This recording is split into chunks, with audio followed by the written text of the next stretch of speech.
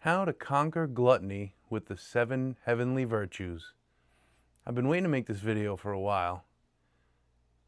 I'm gonna just muse on about how there could be possibly a relationship between diet culture and the 7 deadly sins, and how the 7 heavenly virtues can be used against diet culture. So let's dive in. Hey guys, it's Charlie from the Food Fight Club. Thanks for joining us here today as we explore a bit of the spiritual side of things, which I find very interesting. I haven't really gotten into spiritual or religious concepts on this channel because I don't want anyone to feel excluded or turned off by these things. I'm not a preachy guy. I know this subject can be a little triggering for some, but bear with me. I do feel that my religious beliefs have played a role in how I see things, and I figured I'd give you a way of introspection and or maybe another way for you to look at things. Okay? So maybe some of you have come across the 7 deadly sins, maybe through media or Hollywood with such movies as Seven, starring Brad Pitt and Morgan Freeman. Or maybe you're just familiar with them through religious teachings, but we're going to go over each of the 7 heavenly virtues, and then we'll talk a little bit about the 7 deadly sins and how they may relate to diet culture and eating disorders. So here we go. Let's start with chastity. Chastity means the quality of being morally pure. It can be related to sexual interactions or conduct, behavior, and intention generally. Synonyms include purity, modesty, and virtue or personal integrity. You may hear people referred to as chaste. All right, next one, temperance. Temperance or self-control presents as an inward spiritual virtue exhibited outwardly through restraining or controlling one's total being, thoughts, speech, actions. Self-control is not just about being submissive, but being in control of your emotions, your words, and actions. As a characteristic of the fruit of the Spirit, it is allowing the Holy Spirit to guide you so that you do not sin. Charity. This virtue is often synonymous with love, particularly the selfless, unconditional love that God shows to humanity. Then there's diligence. Diligence is a virtue praised in the Bible, often associated with hard work, fortitude, perseverance, and steadfastness in one's efforts. The Bible encourages diligence in various aspects of life, including work, relationships, and spiritual matters. Next is patience. Patience is the ability to remain steadfast in difficult situations. The Bible teaches that patience is a virtue that allows believers to trust in God's timing, endure trials with grace, and maintain peace in the midst of challenges. It is seen as an essential aspect of living a faithful and obedient life. Kindness.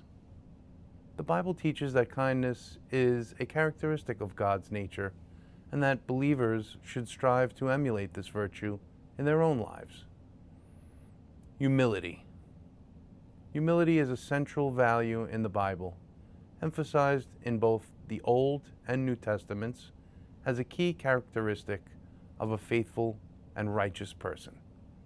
Biblical humility is characterized by a modest and unassuming attitude, a willingness to serve others, and a recognition of one's own limitations and dependence on God.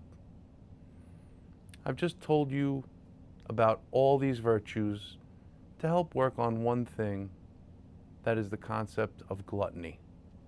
So let's talk about the 7 deadly sins now. Gluttony is excessive or unrestrained consumption of food or drink, often to the detriment of one's health or well-being. There are several verses in the Bible that caution against overindulgence and emphasize the importance of moderation and self-control, namely Proverbs 23, verse 20 to 21, and Philippians chapter 3, 18 and 19. It all comes down to how you want to live your life. That doesn't really matter if you're not a believer. You can still appreciate and follow these virtues and watch out for the deadly sins, which are lust, gluttony, greed, sloth, wrath, envy, and pride. When you live with an eating disorder, your life becomes a kind of showcase or demonstration of the 7 deadly sins. Now, that's not a bad thing. Hear me out. This is my interpretation or my view. So you don't have to agree with me. I'm just putting it out there. The first one is lust. Lusting after food. It's usually, talked about in the context of men and women. But if you binge before, during, or after restrictive periods, it could be seen as gluttony. Greed. Obsessing or desiring food or to fit into the thin ideal. Greed is usually used in the context of money, but it can be seen in other ways, like I just mentioned. So all these deadly sins are going to be in the context of food or, eating disorder, but, there's the traditional meanings of them, and then there's the way we are seeing it today.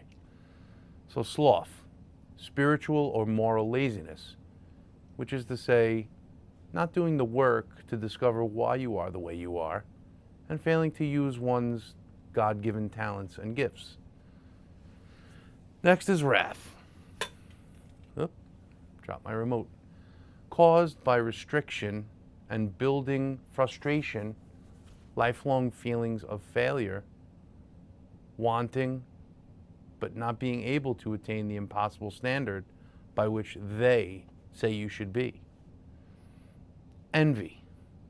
Resenting others for their effortless thinness when you work so hard for it, as it is constantly slipping further and further from your grasp. Being jealous of how they look and wanting that for yourself. And last but not least, there's pride, which is how you might feel when getting complimented for all the weight you lost and how great you look, how morally superior you feel after conquering calories, and the questions you get to answer. How did you do it? How long did it take? How much did you lose? Did you go to the gym? And all those questions. The self-aggrandizement of it all for that short period of time until the number on the scale starts to creep up again and the people you know stop worshiping at your altar, and then guess what? You get to do it all over again. It's exhausting, even speaking about it. This whole cycle is of the enemy, however you choose to characterize the enemy. I'm starting to see a lot of similarities between intuitive eating and the 7 heavenly virtues. The very nature of restriction causes gluttony. It's human psychology. Restriction causes binging. That's what makes it easy to steer people from being virtuous to the deadly sins. And what is the result of the 7 deadly sins? Spiritual death. That's the aim. This is what the enemy wants. Please, please think about that. There may be greater forces at work in the grand scheme of diet culture. Just another way to snag souls and get you hung up on more corporal or earthly problems. Because where are you when you're worried about this shit? I'll tell you, you're not getting closer to God, that's for sure. You're not thinking about the Most High when you're obsessing over your macros. I hope this has given you some food for thought, no pun intended.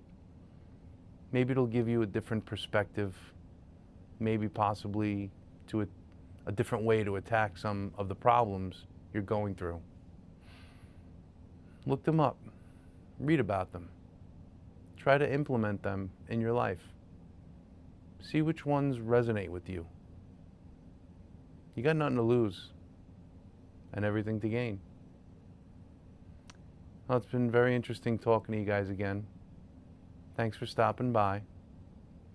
If you like the content here, I hope you give it a like, share, comment, and subscribe. And don't forget, compliance gets rewarded, but rebellion is its own reward. Be a rebel. Take care, guys, and until next time, be well.